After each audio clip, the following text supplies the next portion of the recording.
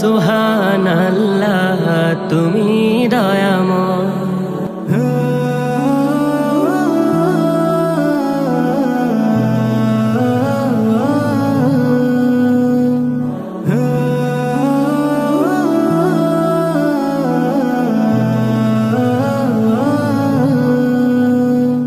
আমি খালি পেটে যারা থাকে তাদের সামনে কথা বলা খুব কঠিন কাজ। বলা হয় তাকে hungry man is angry man. ক্ষুধার্ত মানুষ খুব রাগান্বিত থাকে। আপনাকে রেগে আছেন? রেগে আছেন? সুকান্ত ভট্টাচার্য বলেছেন যে ক্ষুধার রাজ্যে পৃথিবী গদ্যময়, পূর্ণিমার চাঁদ যেন জলসানো রুটি। ক্ষুধা লাগলে চাঁদকেও রুটি মনে হয়। তো সে অবস্থায় আমাকে বলা হলো বক্তৃতা দেওয়ার জন্য। বক্তৃতা মানে বক যোগ তিতা, মানে তিতা বকবকানি নাকি? This is really rigid, really difficult to listen bitter speech in empty stomach. খালি পেটে তিতা বকবকানো শোনা যায় না, শোনা যায়? কিন্তু আমি বিশ্বাস করি আপনারা সবাই দিনাজপুরের সন্তান নাকি? দিনাজপুরের তার নামের মধ্যে ভাবসাব আছে। আমি দিনাজপুর নিয়ে যখন চিন্তা করলাম, দেখলাম দিনারাজ নামক একজন রাজা ছিলেন। সে রাজার নামে দিনাজ, আর পুর মানি নগরী, মানে রাজাদের নগরী, মানে দিনাজপুর। কি বলেন? শুধু নামের মধ্যে না, এখানে এসে যে রাজকীয় অবস্থা দেখলাম, রাজকীয় অবস্থা দেখে আপনাদের পূর্বপুরুষদের রাজা ছিল আজকের এই প্রোগ্রামের মাধ্যমে প্রমাণিত। আপনারা ঐতিহাসিকভাবে বাংলাদেশ এবং ভারতীয় উপমহাদেশে অবদান রেখেছেন দিনাজপুরের মানুষ। ব্রিটিশ বিরোধী আন্দোলন, ব্রিটিশ বিরোধী আন্দোলনে তেবাগা আন্দোলন হয়েছিল, সবচেয়ে বড় আন্দোলন তেবাগা কৃষক আন্দোলন, যেখানে বলা হয়েছে 2 ভাগ হবে কৃষকের আর 1 ভাগ হবে মালিকের। সে তেবাগা আন্দোলনের যিনি নেতৃত্ব দিয়েছেন তিনি হচ্ছে আপনাদের দিনাজপুরের সন্তান হাজী দানেশ। নাম জানেন তো? ভাষা আন্দোলনে আমরা দেখেছি আপনাদের দিনাজপুরের সন্তান। ভাষা আন্দোলনের নেতৃত্ব দিয়েছেন মোহাম্মদ সুলতান, ঢাকা বিশ্ববিদ্যালয়ের ছাত্র ছিল, এবং প্রথম কালো পতাকা যিনি উত্তোলন করেন তিনি হচ্ছে আপনাদের দিনাজপুরের সন্তান মোহাম্মদ সুলতান। শুধু কি ভাষা আন্দোলন, মুক্তিযুদ্ধে আমরা দেখেছি মুক্তিযুদ্ধের সেক্টর কমান্ডার ছিলেন মুক্তিযোদ্ধা নুরুজ্জামান, তিনি সেক্টর কমান্ডার ছিলেন, তিনি আপনাদের দিনাজপুরের কৃতি সন্তান। এবারের জুলাইয়ে বিপ্লবে দ্বিতীয় স্বাধীনতা যেটিকে বলি, সেই স্বাধীনতায় 10 জন তরুণ জীবন দিয়ে এই বাংলাদেশকে নতুন বাংলাদেশ তৈরি করেছে। এজন্য আমি ছোটবেলা একটা কবিতা বলেছিলাম যে নামের বড়াই করো না তো, নাম দিয়ে কি হয়, নামের মাঝে পাবে না তো সকলের পরিচয়। আজকে দিনাজপুরে এসে আমার বলতে হচ্ছে যে নামের বড়াই করো তোমরা, নাম দিয়ে সব হয়, নামের মাঝে পাবে দিনাজপুরের পরিচয়। আমি সর্বপ্রথম অভিবাদন জানাই চিরিবন্দর ফাউন্ডেশন, যদি চিরিবন্দর ফাউন্ডেশনকে এত চমৎকার একটি আয়োজন করার জন্য। চাইনিজরা বলে থাকেন তুমি যদি 1 বছরের ফলাফল চাও তাহলে তুমি মাছ চাষ করো, তুমি যদি 10 বছরের ফলাফল চাও তাহলে তুমি গাছ রোপণ করো, আর তুমি যদি 100 বছরের ফলাফল চাও তাহলে তুমি মানুষ চাষ করো। আজকে মানুষ চাষ করার জন্য যে উদ্যোগ গ্রহণ করেছে, আমরা একটা করতালির মাধ্যমে তাদেরকে অভিবাদন জানাই। আজকের প্রোগ্রামের মূল উদ্যোক্তা, যিনি এই প্রোগ্রামটা আয়োজন করেছেন, আফতাবউদ্দিন মোল্লা সাহেব না, তিনি আজকের প্রোগ্রামের প্রধান অতিথিও। ওনার জন্য যদি বলতে হয়, ছোটবেলা একটা কবিতা পড়েছিলাম যে চাঁদ নয় সূর্য নয়, নয় তুমি পাহাড়ি ঝর্ণা, যদি বলি ফুল তাহলে হবে ভুল, তুমি তোমার তুলনা। আজকে ওনার জন্য আমরা সকলে মিলে বলতে পারি যে চাঁদ নয় সূর্য নয়, নয় আপনি পাহাড়ি ঝর্ণা, যদি বলি ফুল তাহলে হবে ভুল। স্যার আপনি আপনার তুলনা, আপনি আপনার তুলনা। আজকে এত সুন্দর আয়োজন করে নোবেল ভাই, নাবিল ভাইয়ের মতো লোকদেরকে নিয়ে এসে, ঢাকা থেকে আমাদের মতো ক্ষুদ্র মানুষদেরকে নিয়ে এসে শিক্ষার্থীদেরকে যে মোটিভেশন দেওয়ার চেষ্টা করছে, আফতাবউদ্দিন মোল্লা সাহেবের কি টাকা পড়েছে? কেন এত টাকা খরচ করে আপনাদের জন্য কাজটা করছেন? তার কারণ হচ্ছে আল্লাহ তাআলা বলেছেন কুনতুম খায়রা উম্মাত উখরিজাতিল লিন্নাস। আল্লাহ বলছে উখরিজাতিল লিন্নাস, আমি তোমাকে সৃষ্টি করেছি শুধুমাত্র মানুষের কল্যাণ করার জন্য। আজকে তোমরা যদি বড় কিছু হও, উনি ব্যক্তিগতভাবে ওনার কোনো লাভ হবে না, কিন্তু তোমরা বড় কিছু হওয়ার মাধ্যমে এই দিনাজপুরের উন্নয়ন করবা, দিনাজপুরকে সারা বাংলাদেশে তোমরা প্রমাণ করবা, এটাই হচ্ছে ওনার খুশি আনন্দ। একবার একটা স্কুল শিক্ষক তার ছাত্রদেরকে বললো তোমরা প্রত্যেকে একটা বেলুন হাতে নাও। প্রত্যেকে একটা বেলুন হাতে নিল, বললো যে এক কাজ করো, তোমার যে বেলুনটা হাতে নিয়েছো বেলুনে তোমার নামটা লিখো। প্রত্যেকে তার বেলুনে তার নামটা লিখেছে। লিখার পর বললো বেলুনটা ছেড়ে দাও। পরে বেলুনটা ছেড়ে দেওয়া হলো। এরপর কিছুক্ষণ পর শিক্ষক বললো আচ্ছা তুমি যে বেলুনে তোমার নামটা লিখেছো তোমার বেলুনটা তুমি খুঁজে বের করো। প্রত্যেকে 10 মিনিট ধরে বেলুন খুঁজেছে, কেউ তার বেলুনটা খুঁজে পায় নাই। কিছুক্ষণ বলো শিক্ষক বলো তোমার সামনে যে বেলুনটা আছে, যার নাম লেখা আছে তুমি তাকে দাও। দেখা গেল মাত্র 2 মিনিটের মধ্যে প্রত্যেকের বেলুন খুঁজে পেল। শিক্ষক বলল এখান থেকে শিক্ষা হচ্ছে তুমি যদি আলটিমেটলি সুখী হতে চাও তাহলে তুমি কখনো সুখী হতে পারবা না। তুমি যদি অন্যকে সুখী করো তাহলে তুমি নিজেও সুখী হবা, অন্যকেও সুখী করা সম্ভব। আজকের চমৎকার আয়োজনের মাধ্যমে আপনাদেরকে সুখী করার জন্য যে প্রয়াস নিয়েছে, আমরা আবারও একটি করতালির মাধ্যমে তাদেরকে অভিবাদন জানাই। আজকে এখানে যারা দিনাজপুরের সন্তানরা আছেন, আপনাদের জীবন মাত্র শুরু হয়েছে। You must mind it, this is the beginning. You must mind it, this is the beginning. This is the very very beginning of your journey. আপনাদের জীবন মাত্র শুরু হয়েছে। আপনারা যদি মনে করেন এই চিরিবন্দরে উপজেলার মধ্যে কম্পিটিশন করবেন তাহলে আপনি ভুল করবেন।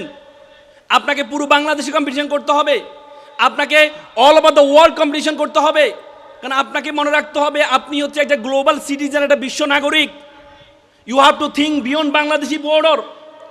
আপনাকে দেশের বাইরে চিন্তা করতে হবে। কোথায় আছেন, কোন অবস্থায় আছেন, আপনার বাড়ি কোথায়, এটা কোনো মুখ্য বিষয় নয়। আপনারা দেখেছেন রিসেন্টলি উগান্ডার একটা সন্তান জন্মগ্রহণ করেছে। উগান্ডার জোহরান মামদানি, নাম শুনেছেন? নাম শুনেছেন? রিসেন্টলি নিউ ইয়র্কের যিনি মেয়র হয়েছেন জোহরান মামদানি, নাম শোনেন নাই? যে উগান্ডাকে নিয়ে আমরা কাউকে বলি, কাউকে ব্যঙ্গাত্ম করার জন্য আমরা বলি তোমাকে উগান্ডা পাঠিয়ে দিব। সে উগান্ডা জন্মগ্রহণ করে জোহরান মামদানি নিউ ইয়র্ক, বলা হয় পৃথিবীর রাজধানী বলা হয় নিউ ইয়র্ককে, যেখানে জাতিসংঘের সদর দপ্তর অবস্থিত। বলা হয় তাকে নিউ ইয়র্কের যে পরিমাণ সম্পদ আছে, এটি যদি কোনো দেশ হয় তাহলে 7ম ধনী দেশ হবে পৃথিবীতে এটা। সে নিউ ইয়র্কে প্রথম মুসলিম মেয়র হয়েছেন জোহরান মামদানি। জোহরান মামদানি 2018 সালে, মাত্র 34 বছর বয়স, 2018 সালে আমেরিকার নাগরিকত্ব লাভ করেছে। 2018 সালে সে জোহরান মামদানি আমেরিকার ইতিহাসে তাকে ঠেকানোর জন্য, যেহেতু উনি মুসলিম, যিনি ঘোষণা দিয়েছেন নেতানিয়াহু যদি নিউ ইয়র্কে আসে তাহলে আমি তাকে গ্রেপ্তার করব। তাকে ঠেকানোর জন্য আমেরিকাতে সবচেয়ে ইহুদি বসবাস করে হচ্ছে নিউ ইয়র্কে, 11% ইহুদি বসবাস করে। বড় বড় বিলিয়নিয়াররা থাকে। জোহরান মামদানি ঘোষণা দিয়েছিলেন যদি আমি বড় বড় বিলিয়নিয়ারদের থেকে টাকা নিয়ে কর বাড়িয়ে দিয়ে তাদের থেকে মধ্যবিত্তদেরকে আমি সহযোগিতা করব। পরবর্তী বিলিয়নিয়াররা তার এগেনস্টে দাঁড়িয়ে গিয়েছিলেন। সবচেয়ে বড় বিলিয়নিয়ার ডোনাল্ড ট্রাম্প, তিনি বলেছেন যদি জোহরান মামদানি যদি মেয়র হয় তাহলে যে ফেডারেল যে বাজেট আছে সেই বাজেট আমি প্রদান করব না নিউ ইয়র্কে। তারপরেও তাকে বিতর্কিত করার জন্য যে স্ট্যাচু অফ লিবার্টি দেখেছেন আপনারা, স্ট্যাচু অফ লিবার্টিতে বোরকা পরানো হয়েছে তাকে বিতর্কিত করার জন্য। উনি যদি ক্ষমতায় আসে তাহলে সকলকে বোরকা পড়তে হবে, এভাবে তাকে নেগেটিভ অ্যাপ্রোচ দেওয়া হয়েছে। এবং 9/11 যে টুইন টাওয়ার, সেটা নিউ ইয়র্কে অবস্থিত, টুইন টাওয়ার ধ্বংস হয়েছে, সেটা দিয়ে তাকে নেগেটিভ অ্যাপ্রোচ করা হয়েছিল। কিন্তু তার ডেডিকেশন, মানুষের বাস্তবতা, সে সকলকে পিছনে ফেলে সর্বোচ্চ ভোট পেয়ে তিনি নিউ ইয়র্কের পিতা হয়েছেন, নগর পিতা হয়েছেন। আমাদের বাংলাদেশে হয়নি? বাংলাদেশের ডাকসুর বিফিকে ঠেকানোর জন্য পদ্মাশীল যারা পর্দা করে ছবি দিয়েছে তাদের ছবিকে ব্যঙ্গাত্ম করা হয়েছে। সেখানে বলেছে ৯-১১ সামনে নিয়ে আসছে, আর ডাকসু ইলেকশনকে 1971 সালকে সামনে নিয়ে আসা হয়েছে। জোহরান মামদানিকে বলেছে তুমি ইহুদির বিরুদ্ধে কথা বলবা না, আর ডাকসু বিফি যারা নির্বাচন করেছে তাদেরকে বলেছে তুমি ভারতের বিরুদ্ধে কথা বলবা না। কিন্তু ছাত্র জনতা তার ডেডিকেশনের কারণে প্রত্যেক জায়গায় ইসলামের বিজয় হয়েছে। 3টি কারণে এই বিজয়টা হয়েছে, 3টি কারণে। একটি কারণ হচ্ছে আল্লাহ তাআলা কোরআনে বলছে ওয়াল্লাইসা লিল ইনসানু ইল্লা মা সা, মানুষ ততটুকুই পাবে যতটুকু সে চেষ্টা করবে। জোহরান মামদানি চেষ্টা করেছে, চিন্তা করে নাই তার বাড়ি কোথায়, কোথায় থেকে কোথায় বংশোদ্ভূত, চিন্তা করে নাই। সে চিন্তা করে নাই তার বাড়ি চিরিবন্দর, এটি চিন্তা করে নাই। সে চিন্তা করে নাই তার বাড়ি উত্তরবঙ্গে দিনাজপুরের চিরিবন্দর, চিন্তা করে নাই। সে চিন্তা করেছে আমি নির্বাচনে দাঁড়িয়েছি, আমাকে এগিয়ে যেতে হবে, পিছনে কি সামনে কি আমি কোনো কিছু তাকাবো না। কারণ আল্লাহ কোরআনে বলেছে ওয়াল্লাইসা লিল ইনসানু ইল্লা মা সা, মানুষ ততটুকুই পায় যতটুকু সে চেষ্টা করে। আজকে শিক্ষার্থীরা, এখান থেকে তোমাদের শিক্ষা নিতে হবে, এখান থেকে তোমাদের শিক্ষা নিতে হবে, চেষ্টা করতে হবে। তুমি চেষ্টা করলেই তুমি সফলতায় যেতে পারবা।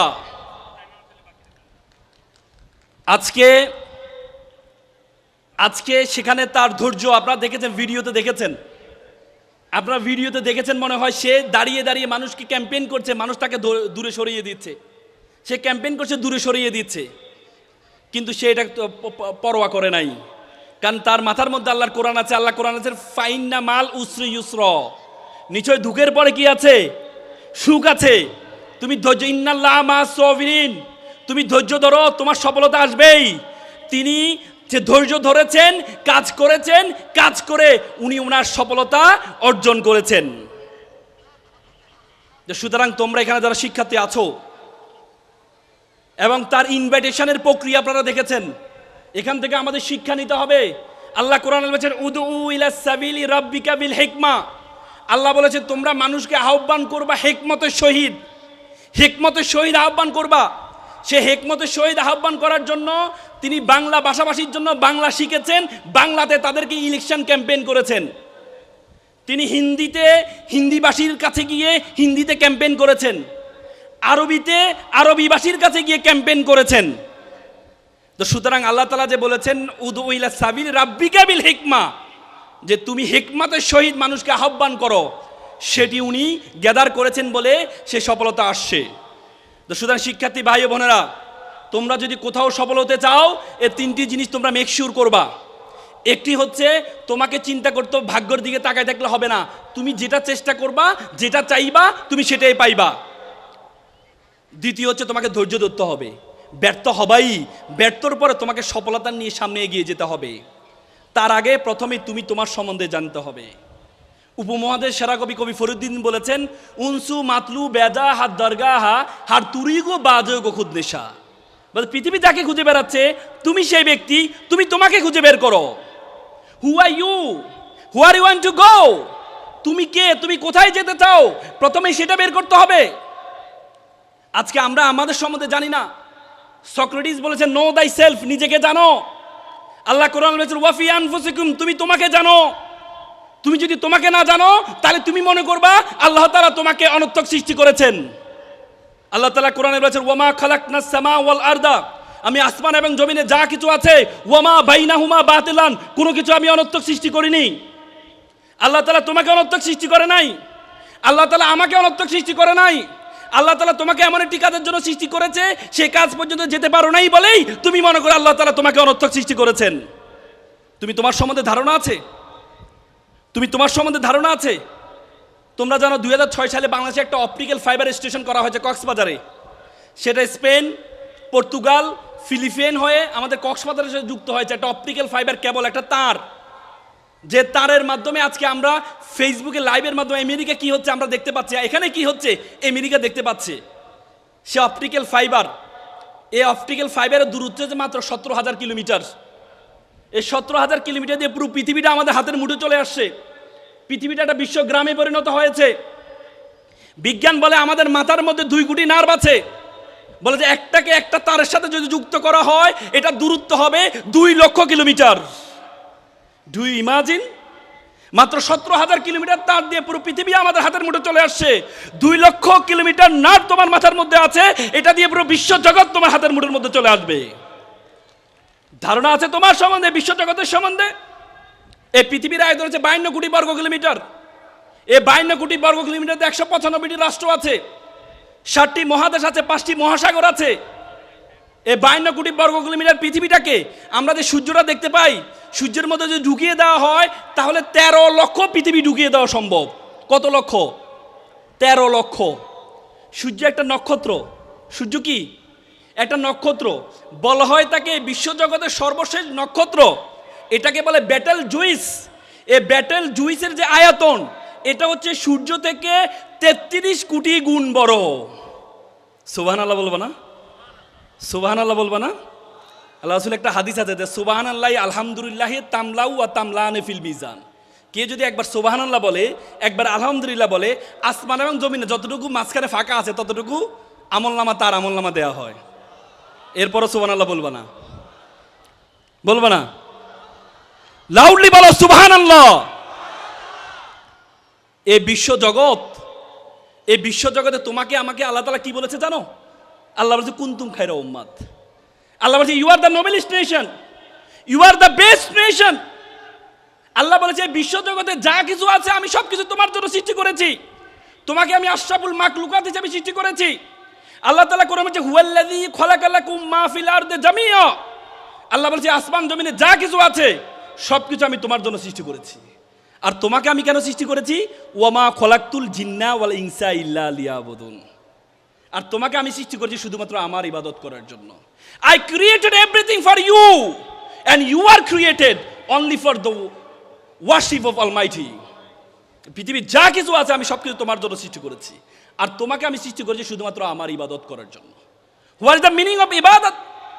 What is the meaning of worship? ইবাদতের সংজ্ঞা কি?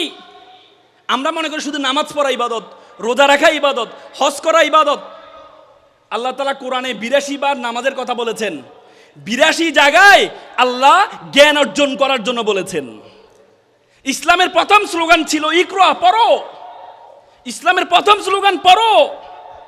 আল্লাহ রাসূলকে বলেছেন কুল হাল ইয়াস্তাবিল্লাযীনা ইয়ালামুনা ওয়াল্লাযীনা লা ইয়ালামুন।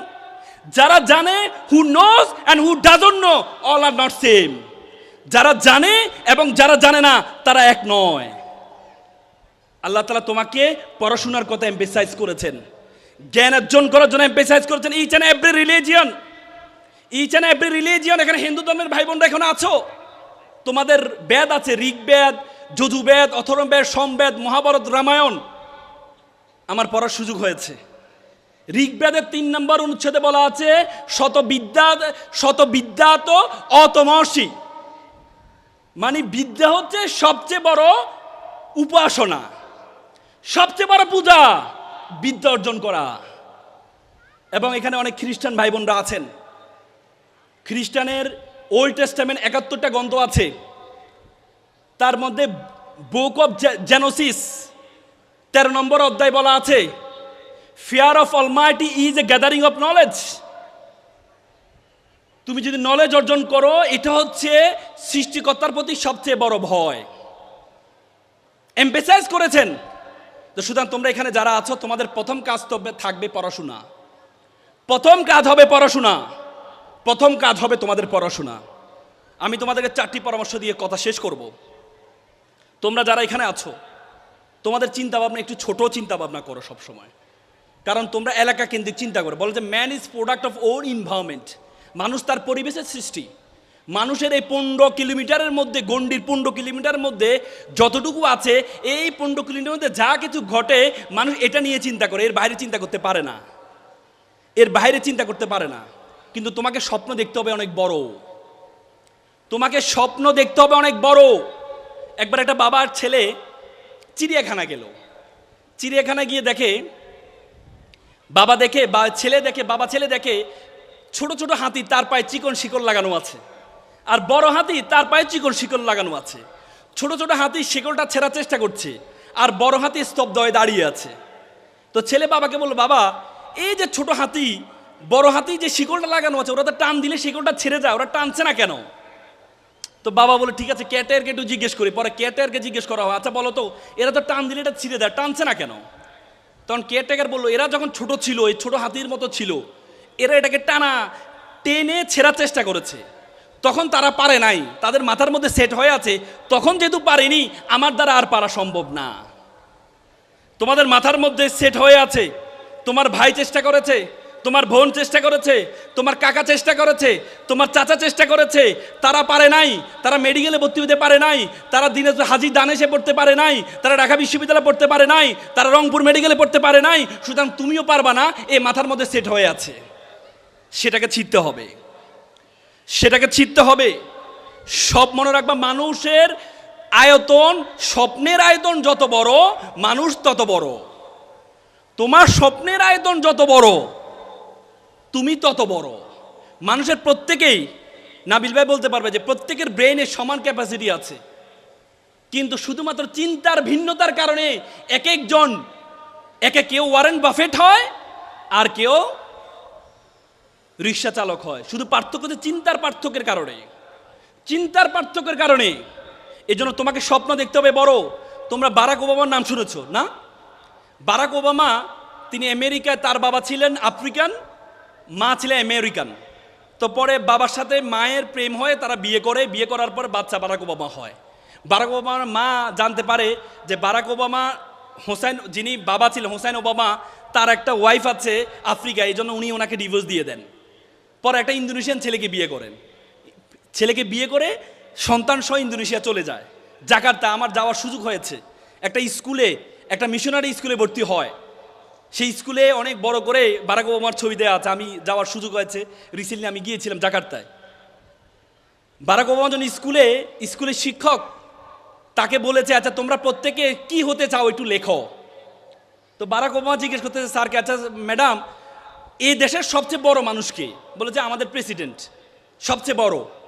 তো সে চিন্তা করলো, আমি যদি আমেরিকার নাগরিক, তো সুতরাং আমাকে আমেরিকার প্রেসিডেন্ট হতে হবে, বড়টা লিখতে হবে। সে লিখছে, I want to be a president of America, আমি আমেরিকার প্রেসিডেন্ট হতে চাই। সেই বারাক ওবামার চিন্তার প্রসারতার কারণে সে বারাক ওবামা পরবর্তীতে কি হয়েছেন? আমেরিকার প্রেসিডেন্ট হয়েছেন। তো সুতরাং সেই চিন্তার প্রসারতা বাড়াইতে হবে। এখানে যারা শিক্ষার্থী আছো, সবাই একটু দাঁড়াও। শিক্ষার্থী যারা আছো দাঁড়াও, সকল শিক্ষার্থী দাঁড়াও, বুকে হাত দাও, বুকে হাত দাও। অভিভাবক না, শিক্ষার্থীরা। আমি তোমাদেরকে বলবো, তোমরা চোখ বন্ধ করবা, বন্ধ করে তোমরা 5 সেকেন্ড চিন্তা করো, চিন্তা করে বলবা যে আমি এটা হতে চাই। তোমাদেরকে আমি বলি, তোমার বাবা বলেছে তোমাকে ডাক্তার হইতে হবে না, তোমার মা বলেছে যে তোমাকে আইনজীবী হইতে হবে না, তোমার মনে কি চায়? হার্ভার্ড ইউনিভার্সিটি একটা গবেষণা হয়েছে, তারা প্রায় 1500 জনকে নিয়ে একটা গবেষণা করেছে। তারা 1500 জনকে জিজ্ঞেস করেছে, আপনি যে চাকরি করেন কিসের জন্য করেন? ভালো লাগে এই জন্য করেন নাকি বেতনের জন্য করেন? 1300 জন বলেছে বেতনের জন্য করি, 200 জন বলেছে ভালো লাগে তাই করি।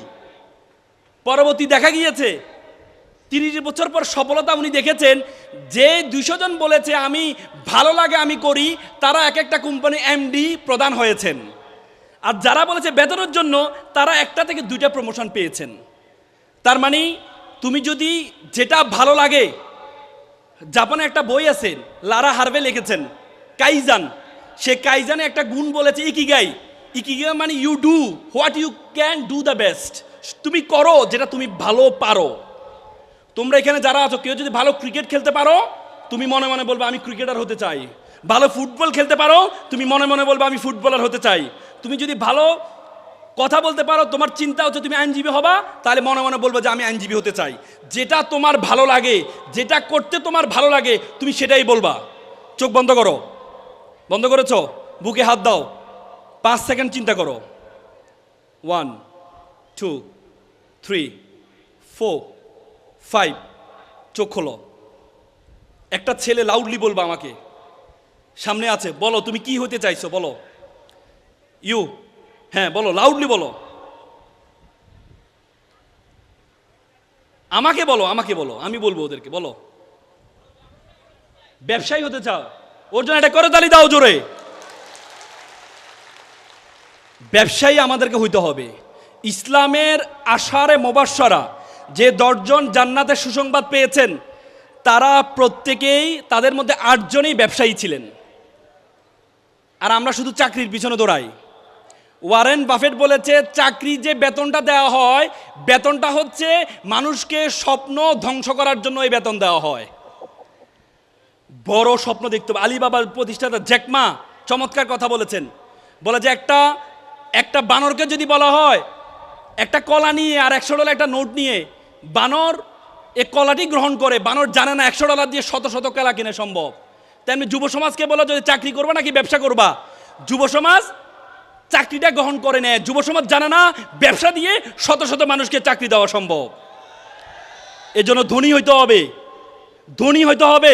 আল্লাহ রাসূল বলেছেন, কাজ আল ফাকরু ইয়াকুন আল কুফরান, দারিদ্রতা আমাদেরকে কাফেরের দিকে ধাবিত করে। তো সুতরাং আনিসুর রহমান হবা না, দেনিসুর রহমান হবা। পারবা তো ইনশাল্লাহ? কি হবা? দেনিসুর রহমান, নট আনিসুর রহমান। পারবা তো? ব্যবসায়ী হবে। একটা মেয়ে বলো, কি হতে চাও? একজন মেয়ে বলো, লাউডলি বলো।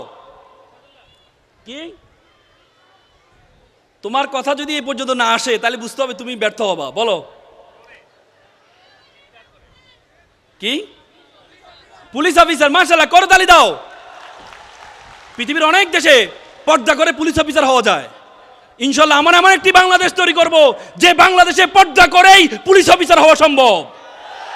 সে বাংলাদেশ তৈরি করার জন্য আমরা চেষ্টা করে যাচ্ছি। আমাদের মা বোনের সম্মান অনেক বেশি। তাদেরকে আমরা, তাদের যে সম্মান, তাদের যে যোগ্যতা, সেই যোগ্যতা এবং সম্মানের আলোকে তাদেরকে সম্মানিত করা হবে। আল্লাহ রাসূলকে বলেছে, আল্লাহ এবং তার রাসূলের পরে কাকে বেশি সম্মান করবে? আল্লাহ রাসূল বলেছে, মাকে করো। আবার বলো, তারপরে কাকে? তারপরে মা। তারপরে কে? তারপরে মা। চতুর্থবার বলেছেন বাবার কথা। তো সুতরাং আমাদের বোন মাদেরকে আমরা সম্মান দিতে জানি। I respect to you, to your decision. তুমি পুলিশ অফিসার হতে চাও। এবার তোমরা যারা আবার চোখ বন্ধ করো। এবার 5 সেকেন্ড চিন্তা করবা, আমি যেহেতু ব্যবসায়ী হতে চাই, সুতরাং আমি অমুক জায়গায় পড়াশোনা করব, অথবা আমি অমুক কাজটা এখন থেকে করব। আমি পুলিশ অফিসার হতে চাই, আমি হাজী দানেশে পড়বো, নাহলে আমি ঢাকা বিশ্ববিদ্যালয়ে পড়বো, বা আমি রংপুর রোকেয়া বিশ্ববিদ্যালয়ে পড়বো। আমি ডাক্তার হতে চাই, আমি অমুক মেডিকেলে পড়বো। চোখ বন্ধ করো, 5 সেকেন্ড চিন্তা করো। 1 2 3 4 5, চোখ খোলো। এখান থেকে একজন বলো, একজন সামনের দিকে আসো। বলো, তুমি প্রথমে কি স্বপ্ন দেখেছিলা? জোরে বলো, জোরে বলো। BCS cadre. এরপরে তুমি কি স্বপ্ন দেখেছো? কোথায় পড়বা?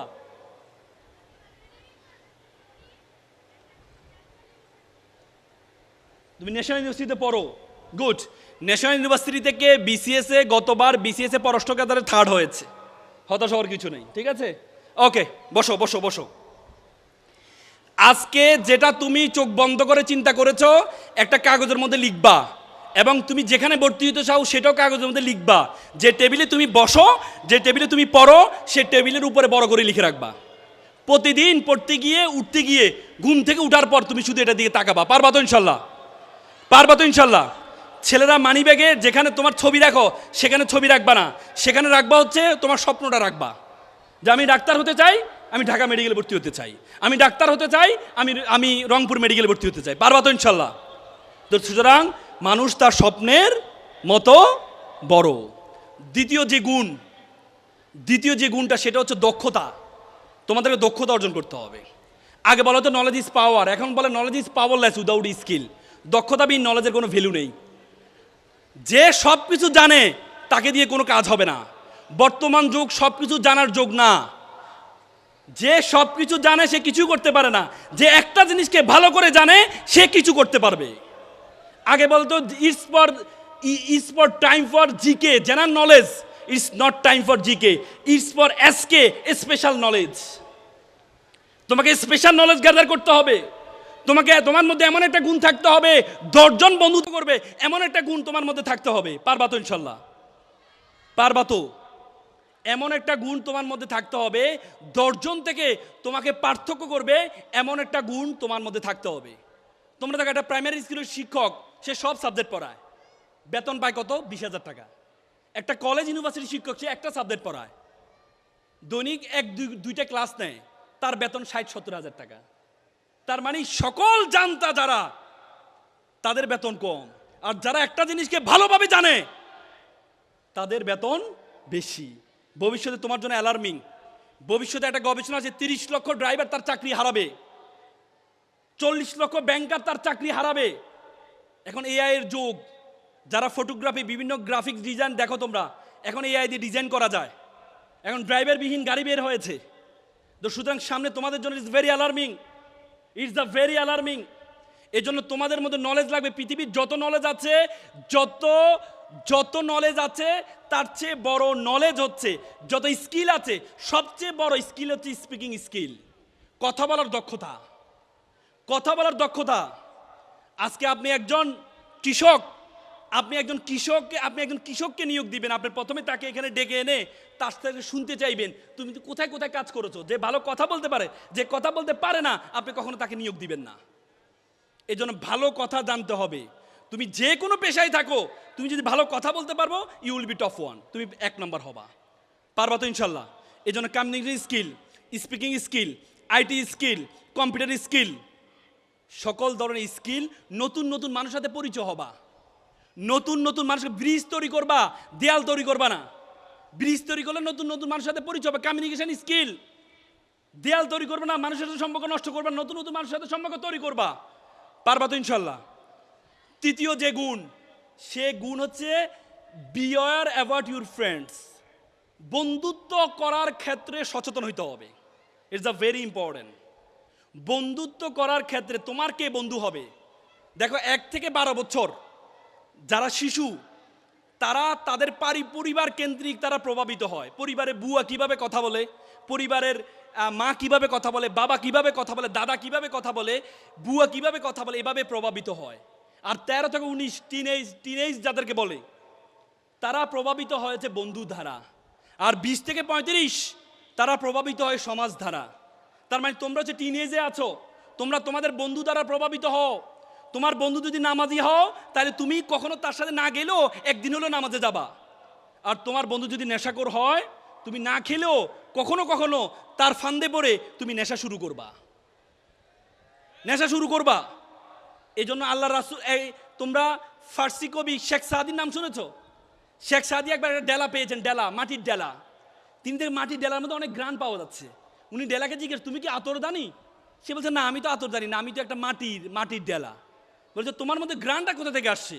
বলে যে আমার ডেলাটা ছিল একটা ফুল গাছের নিচে, সবসময় পাপড়ি পড়তো, পাপড়ি পরে পরে আমি গ্রানে পরিণত হয়েছি। আল্লাহ রাসূল আমাদের কি শিখিয়েছেন? আল্লাহ রাসূল বলছে, তোমরা আতরের দোকানে যাবা, আতরের দোকানে যাবা, কামারের দোকানে নয়। তুমি আতরের দোকানে যাও, যদি আতর নাও কিনো, তাহলে তুমি আতরের একটা গ্রান নিয়ে আসবা। আর তুমি যদি কামারের দোকানে যাও, তাহলে সে হয়তো তোমাকে কাপড়ে আগুন ধরিয়ে যাবে, নতুবা একটা বাজে গ্রান নিয়ে তোমাকে ব্যাক আসতে হবে। সুতরাং তুমি যদি, তোমার সঙ্গ ইজ ভেরি ইম্পর্টেন্ট। কে তোমার সঙ্গ হবে? আল্লাহ তাআলা কোরআন বলছে, ইয়া আইয়ুহাল্লাযীনা আমানু ইত্তাকুল্লাহ কুনু মা'আস সাদিকিন। আল্লাহ কোরআনে বলেছে, তোমরা আল্লাহকে ভয় করো এবং সত্যবাদীর সাথে চলাফেরা করো। কিয়ামতের দিন আমরা আমাদের বন্ধুত্ব নিয়ে আফসোস করব। কেন অমুককে আমি বন্ধু বানিয়েছিলাম, কেন আমি অমুককে বন্ধু বানিয়েছিলাম? এজন্য ভালো মানুষের সাথে চলাফেরা, যারা নামাজি, নামাজ পড়ে, যে কোনো what ever it is religion, যে কোনো ধর্ম, যে মন্দিরে যায় তার সাথে চলাফেরা করবা, যে গির্জায় যায় তার সাথে চলাফেরা করবা, যে মসজিদে যায় তার সাথে চলাফেরা করবা। নেশা করে সাথে তুমি দেখবা যে সিগারেট খায় তোমার বন্ধু, তুমি সিগারেট খাও নাই, কিন্তু তুমি যখন তার এখান থেকে আড্ডা দিয়ে যখন বাসায় যাবা, তখন তোমার মা জিজ্ঞেস করে, কিরে তোর গায়ে সিগারেটের গন্ধ কেন রে? তুমি কিন্তু খাও নাই, কিন্তু এই যে গ্রানটা নিয়েছো, আস্তে আস্তে তোমার সঙ্গ দোষে তুমি খারাপ হয়ে যাবা। এই জন্য সঙ্গের ব্যাপারে তোমাদের সতর্ক থাকতে হবে। পারবা তো ইনশাল্লাহ? পারবা তো? তৃতীয় হচ্ছে তোমার comfort zone. Ignore your comfort zone. তোমার সবচেয়ে ভালো যে কমফোর্ট জোন, আনন্দের জোন, এটাকে দূরে সরাইতে হবে। কেমন কেমন? ধরো যারা তোমরা এখানে আছো, গ্রামে থাকো, সুযোগ পেলে অভিভাবকরা এখানে আছেন, আপনার সন্তানকে আপনি অন্যত্র পাঠিয়ে দিবেন, নিজের এলাকায় রাখবেন। সে তার বন্ধুদের সাথে আড্ডা, এ আত্মীয় স্বজনের দাওয়াত, এ দাওয়াত সে দাওয়াত। পৃথিবীতে যারা আল্লাহ রাসূল যখন জন্মগ্রহণ করেছেন, আরবে একটা বিধান ছিল, সন্তানরা যখন জন্মগ্রহণ করে দুধমার কাছে দিয়ে দিত। দুধমার কাছে মানে মরুভূমিতে দিত, শহরের থেকে মরুভূমিতে পাঠাইতো, সেখানে যেন শুদ্ধ ভাষা, আরবি শুদ্ধ ভাষা শিখতে পারে, এজন্য দুধমার কাছে দিয়ে দেওয়া হতো। ইমাম শাফির কথা আমাদের নোবেল ভাই বলেছেন। ইমাম শাফি গাজার, তার বাবা ছিল গাজার অধিবাসী, তার মা ছিল মক্কা কুরাইশ বংশের। তার বাবা ছোটবেলা মারা গিয়েছে, মা তাকে নিয়ে মক্কায় চলে যান, কারণ তখন ছিল মক্কা ছিল জ্ঞানের নগরী, তখন মক্কায় চলে যান। মক্কায় গিয়ে ইমাম মালিকের অধীনস্থ স্টুডেন্ট হিসেবে তাকে দেন। উনি ইমাম মালিক থেকে এত বেশি শিক্ষা অর্জন করেছেন, পরবর্তী ওনাকে বলেন নাসিরুল হাদিস, মানে হাদিসের সাহায্যকারী বলা হয় এখন। আমার মনে আছে, আমি 6 বছরের মাথায় আমার মা আমাকে হোস্টেলে, আমি এক বাবার এক সন্তান ছিলাম, আমার মা আমাকে হোস্টেলে দিয়ে আসছে। আমার বাড়ি ছিল বাজারে, আমাদের বাজারে একটা ছেলেও মানুষ হয় নাই, একটা ছেলেও মানুষ হয় নাই। পুরো বাড়ি, এত বড় বাড়ি, মাত্র 2 জন মানুষ অনার্স মাস্টার্স পাস করেছি, 2 জনেই ছোটবেলা ওদেরকে বাইরে পাঠানো হয়েছে। এজন্য কমফোর্ট জোন থেকে তোমাদেরকে বের হইতে হবে। চতুর্থ সেটি হচ্ছে তোমাকে পরিশ্রম করতে হবে। কি করতে হবে? কি করতে হবে? আমি একটা এক্সাম্পল দিই। একবার একটা এলাকা তারা চিন্তা করলো একটা মন্দির বানাবে। তো মন্দিরের জন্য কি লাগে? পাথর লাগে। তো তারা চিন্তা করলো পাথর কোথায় পাবে? শুনছে যে পাহাড়ে সুন্দর একটা সাদা পাথর আছে। তারা গিয়ে পাথরের কাছে গেল, পাথর সাহেব আপনাকে আমরা একটু নিব। বলে যে আমাকে নিয়ে কি করবা? বলে যে আপনাকে নিয়ে আমরা একটু কাটবো, ঘষবো, মাজবো, মূর্তি বানাবো, মন্দিরে রাখবো, সবাই এসে আপনাকে স্যালুট করবে, সালাম করবে। সে বলছে না না না, আমি এ কষ্ট করতে পারবো না, এটা ছাড়া কোনো কাজ আছে? না না, এইভাবে না করলে তো আপনাকে কেউ সম্মান করবে না। বলছে না না, আমি এ কষ্ট করতে পারবো না। 6 মাস? না না, 6 মাসও কষ্ট করতে পারবো না। পরে সাথে একটা কালো পাথর ছিল, কাতর বল স্যার আমাকে নিয়ে যান, আমাকে কাটেন, ঘষেন, মাজেন, কোনো সমস্যা নেই। পরে তারা বাধ্য হয়ে কালো পাথরকে নিয়ে আসে, কেটে ঘষে মেজে মূর্তি বানায়, মন্দিরে রাখে। সবাই এসে তাকে সালাম করে, সেলুট করে, নারিকেলে পানি ঢালে। মন্দির কর্তৃপক্ষ দেখলো বিশাল এক লাইন, অনেকে দাঁড়িয়ে আছে নারিকেল নিয়ে। মন্দির কর্তৃপক্ষ চিন্তা করলো এই নারিকেল যদি ভাঙ্গা হয় তাহলে আমাদের তো মন্দিরের দেয়াল ভেঙে যাবে। তখন তারা চিন্তা করলো এক কাজ করি, আমরা একটা পাথর নিয়ে আসি, সাদা পাথরকে গিয়ে সাদা পাথরকে, পাথর সাহেব আপনার একটা কাজ পেয়েছি। বলে কি কাজ? বলে কাটতে হবে, ঘষতে হবে, কিচ্ছু হবে না, শুধু আপনি বসে থাকবেন, মানুষ এসে শুধু আপনার এখানে নারিকেল ভাঙবে। চমৎকার কাজ। বলছে ঠিক আছে, আমাকে নিয়ে যাও। পরে নিয়ে গিয়ে মন্দিরের মুখে তাকে রাখে, প্রত্যেকে এসে নারিকেল ভাঙে আর পানিটা নিয়ে ওই কালো মূর্তির উপর ঢালে। সে বলে কিরি বেটা, এস কালো মূর্তি, তারা কেউ কখনো সম্মান দিত না, তাকে কেউ সেলফি তুলতো না, আর আজকে প্রত্যেকে আমাকে আসতে যাইতে লাথি মারে, জুতোর মধ্যে ময়লা লাগলে আমার উপরে ঢলে, জুতার ময়লা পরিষ্কার করে, নারিকেল ভাঙে আর পানিটা নিয়ে কালো মূর্তির উপর ঢালে, তাকে প্রণাম করে, সম্মান করে। তখন কালো পাথর বলল স্যার আপনি তো দেখতে পাচ্ছেন আমাকে আজকে সম্মান দিচ্ছে, কিন্তু আমাকে যখন কাটা হয়েছে, আমাকে যখন ঘষা হয়েছে, আমাকে যখন মাজা হয়েছে, আমি সহ্য করেছি বলেই আজকে মানুষ আমাকে স্যালুট করছে। তো তুমি যদি মনে করো যে আল্লাহ রাসূল বলেছে আত-তাকদিরু লা ইউরদু, তকদির কখনো পরিবর্তন হয় না, কিন্তু তকদিরের পরে যে অংশে ইল্লা বিদ-দুআ, তকদির পরিবর্তন হয়। ওয়াল্লাইসা লিল ইনসানু ইল্লা মা সা, আল্লাহ বলেছেন তুমি ততটুকুই পাবে যতটুকু তুমি চেষ্টা করো। আল্লাহ কোরআন বলছে ইন্নাল্লাহা লা ইউগাইরু ফি কাউমি হাত্তা ইউগাইরু বি আনফুসিহিম। আল্লাহ কোনো জাতির ভাগ্য পরিবর্তন করে না, কোনো ব্যক্তির ভাগ্য পরিবর্তন করে না যতক্ষণ পর্যন্ত ব্যক্তি ও জাতি নিজের ভাগ্য পরিবর্তন না করে। তো সুতরাং তোমাদের পরিশ্রমের কোনো বিকল্প নেই, পরিশ্রমের কোনো বিকল্প নেই। তোমরা সব সময় তোমাদের জায়গাটা তোমরা চিন্তা করো, সব সময় তোমাদের উইকনেসের দিকে তাকাও। তুমি ভালো কথা বলতে পারো না, তুমি দেখতে সুন্দর না, তুমি সবসময় তোমার উইকনেসের দিকে তাকাও। তুমি কখনো তোমার উইকনেসের দিকে তাকাবা না, তুমি তোমার স্ট্রেংথের দিকে তাকাবা। তোমরা মিস্টার বিনের নাম শুনেছ? মিস্টার বিন অক্সফোর্ডের ছাত্র ছিল। মিস্টার বিনের খুব স্বপ্ন সেই থিয়েটার করবে, নাটিকা করবে। সে তার নাটিকা স্বপ্ন দেখে সে একদিন অক্সফোর্ড থিয়েটারে যায়। অক্সফোর্ড থিয়েটার তাকে একটা ডায়লগ দেয়, সে ডায়লগটা বলতে পারে না। যেহেতু ডায়লগ বলতে পারে না, পরে অক্সফোর্ড থিয়েটার তাকে বের করে দেয়, বলছে না তুমি ডায়লগ বলতে পারো, কথাই বলতে পারো না। তার মুখে জড়তা ছিল, কথা বলতে পারো, তুমি থিয়েটার কি করবে, নাটক কিভাবে করবা? পরে মিস্টার বিন চিন্তা করলো আমি কথা বলতে পারি না, ঠিক আছে, আমি এমন একটা অভিনয় আবিষ্কার করব, আমি এমন একটা অভিনয় তৈরি করব যে অভিনয় কথা বলা ছাড়া আমি এমন একটা অভিনয় দেখাবো। তার 3 বছরের মাথায় মুখ অভিনয় আবিষ্কার করলো। 3 বছরের মাথায় মিস্টার বিন এত বেশি জনপ্রিয় হয়েছেন, পরবর্তীতে তাকে নিয়ে অক্সফোর্ড থিয়েটার তাকে পুরস্কৃত করেছে। আজান দিচ্ছে, আজানের একজন উত্তর দেন। আজান হচ্ছে? হ্যাঁ হ্যাঁ, আজান শুরু হয়েছে কি? নামাজ তো ওনারা এখানেই পড়বে নাকি? আমি কি 5 মিনিট কন্টিনিউ করতে পারবো? হ্যাঁ, মানে নামাজ তো আমরা এখানেই পড়বো নাকি? হ্যাঁ, মানে সবাই তো এখানেই পড়বো, এমন না তো মসজিদে যেতে হবে। আচ্ছা আচ্ছা, আজান আমি কন্টিনিউ করব? আচ্ছা, আজান শুরু হলে আমাকে একটু বলবেন। মিস্টার বিনকে পরবর্তীতে 3 বছর পরে পরবর্তী অক্সফোর্ড থিয়েটার তাকে নিয়ে পুরস্কৃত করেছে। মিস্টার বিন যদি চিন্তা করতো যে আমার জড়তা আছে, আমি মুখে ভালো কথা বলতে পারি না, তো শুধু আমার দ্বারা কিছু হবে না, চেষ্টা তো করেছি আমার দ্বারা কিছু হবে না, তাহলে মিস্টার বিন এত জনপ্রিয় হতে পারতো না। আমি একটা স্টোরি কানেক্ট করি। একবার একটা ছেলে প্লে বয়, সবসময় তার পিছনে সুন্দরী মেয়েরা ঘুরে, তো মেয়েদের পিছনে সময় ব্যয় করতে করতে সে আর পড়াশোনা করতে পারে নাই। আজান হচ্ছে? জি,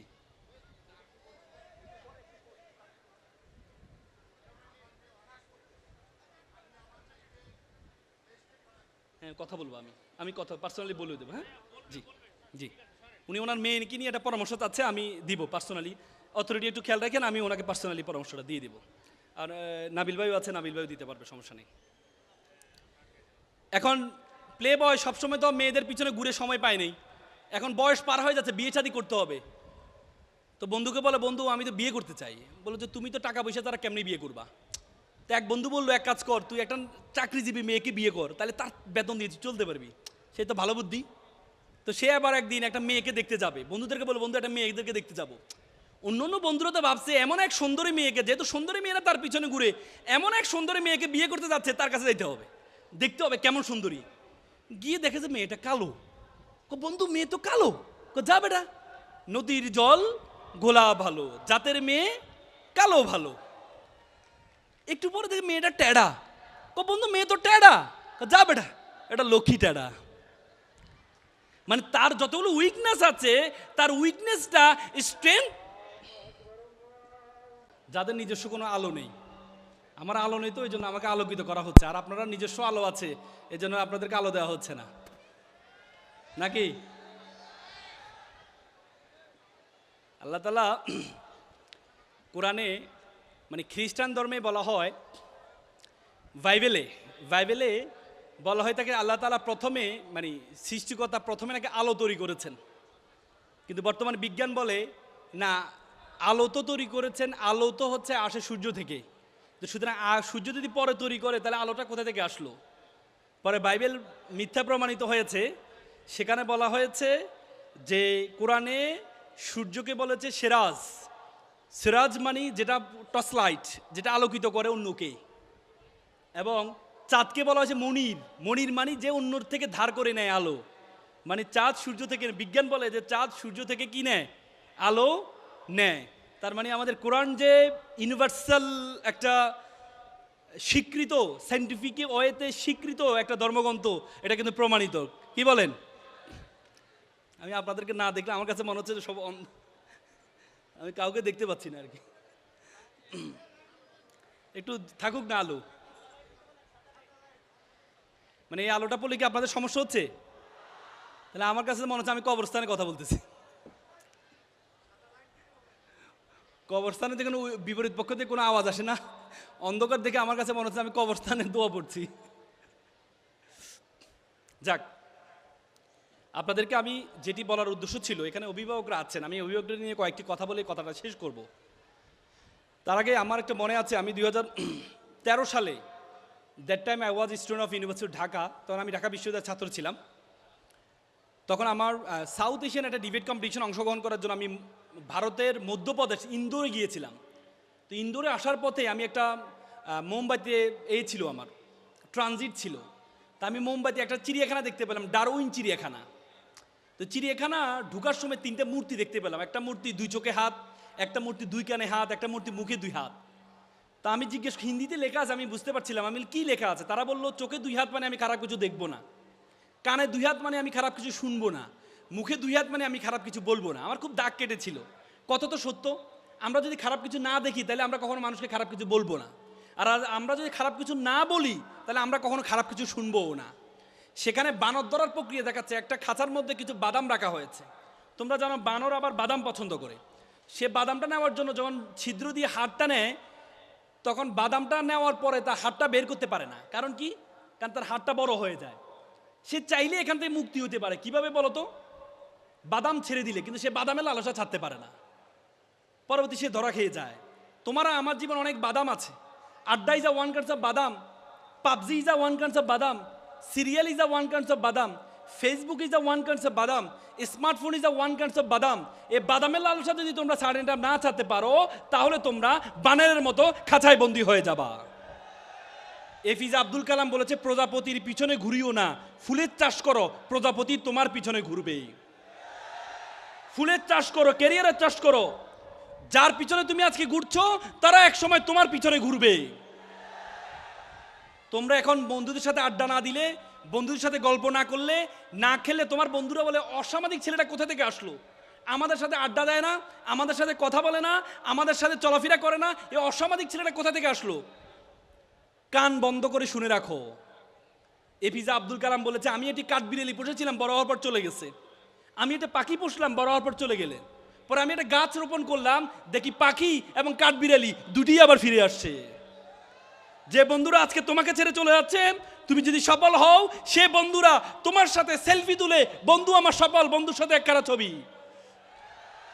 আর এখন ফেসবুকে লাইকের জন্য বন্ধুরে মেসেঞ্জারে পাঠাও, বন্ধু একটা লাইক দিস না, একটা কমেন্ট কর না। কিরে বেটা, একটা পোস্ট দিলাম, 1 ঘন্টা হয়ে গেল, তুই কমেন্ট করলি না। লাইকের পিছনে দৌড়ানো দরকার নাই, কমেন্টের পিছনে দৌড়ানো দরকার নাই। যোগ্যতা অর্জন করো, দেখবা বন্ধুরা লাইক কমেন্ট দিয়ে, বন্ধুরা শুধু তোমার অ্যাটেনশন নেওয়ার জন্য তোমার বিরুদ্ধে বাধ্য হবে কমেন্ট করার জন্য। তবে আমরা তো বেশি ফেসবুকে আসক্ত নাকি? এখানে অভিভাবকরা যারা আছেন, আপনার সন্তানকে ইন্টারের আগ পর্যন্ত কোনো মোবাইল দিবেন না, স্মার্টফোন দিবেন না, যত মেধাবী হোক। আমার মনে আছে, আমি ঢাকা বিশ্ববিদ্যালয়ে ভর্তি হওয়ার পর তারপরে স্মার্টফোন নিয়েছিলাম। আজকে তোমরা ফেসবুক ব্যবহার করো, ফেসবুকের লোগো দেখছো? লোগো দেখছো? ফেসবুক লোগোটা কেমন? এভাবে না, মানে মাথার নিচের দিকে যায়, মানে এভাবে এভাবে এভাবে এভাবে। যারা ফেসবুক তোমরা অতিরিক্ত ব্যবহার করবা, তোমাদের মাথাটা নিচের দিকে হয়ে যায়। তোমরা বলতে, ভাইয়া আপনি তো ব্যবহার করেন। হ্যাঁ, আমি ব্যবহার করি।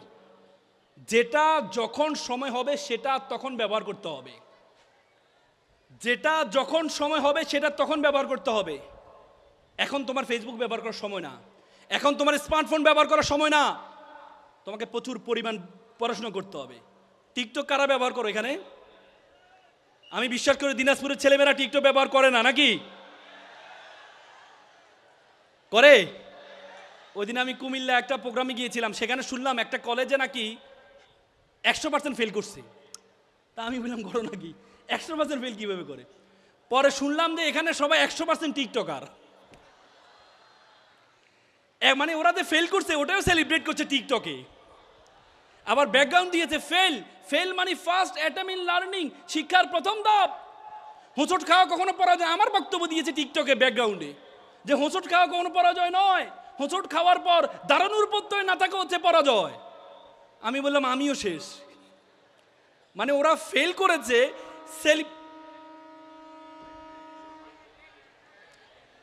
আমি বললাম টিকটকের কেউ আক্রমণ করছে কিনা, টিকটকের বিরুদ্ধে কথা বলছে, কত বড় সাহস! এদিকে আশেপাশে চায়না আছে নাকি তোমাদের?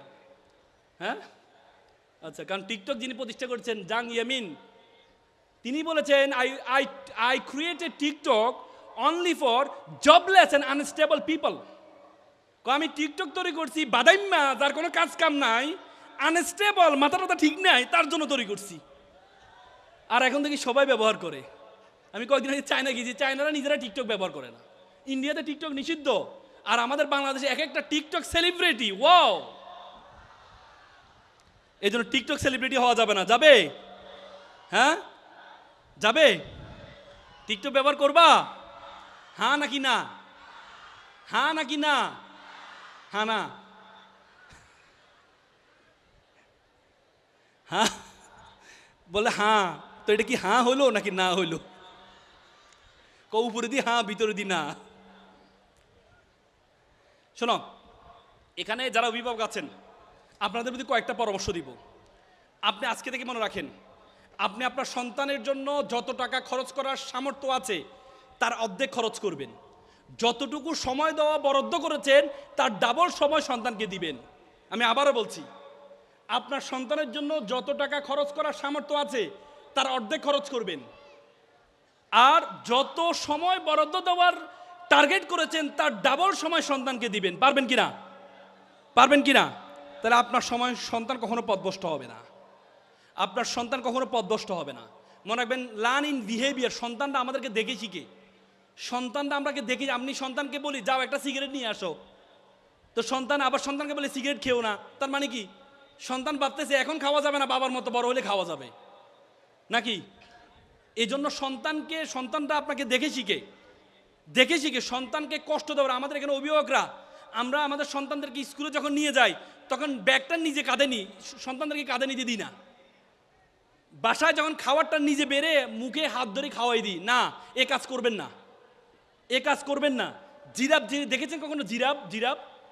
জিরাফ যখন সন্তান প্রসব করে, সন্তানটা হওয়ার পর একটা লাথি মারলে সন্তানটা অনেক দূরে গিয়ে পড়ে। তো জিরাফ আবার ওখানে যায়, গিয়ে সন্তানটাকে আবার লাথি মারে, আবার অনেক দূরে গিয়ে পড়ে। তো জিরাফের সন্তান যদি দেখে যে মা আসতেছে, জিরাফের সন্তান দিয়ে দৌড়, কারণ নাহলে লাথি খাবে। কেন লাথি মারে জানেন?